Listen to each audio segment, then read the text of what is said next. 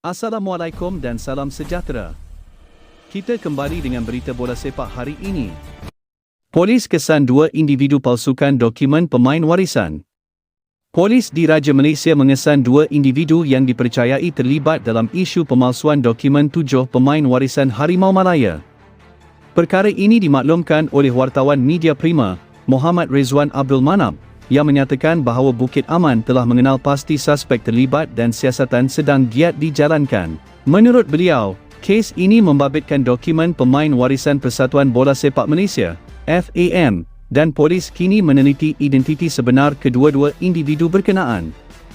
Siasatan dibuat susulan 45 laporan polis, termasuk 1 laporan rasmi daripada FAM.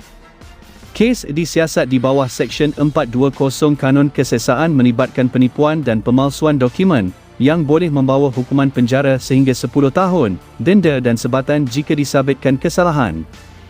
Exco FAM letak jawatan minggu depan beramai-ramai. Jawatan Kuasa Eksekutif FAM dijangka meletak jawatan secara beramai-ramai seawal minggu depan. Tindakan ini dilihat sebagai pengunduran strategik untuk selamatkan masa depan bola sepak negara. Sumber terdekat mengatakan, langkah ini adalah percaturan terancang bagi mengelak pengambilalihan penuh oleh jawatan kuasa normalisasi FIFA.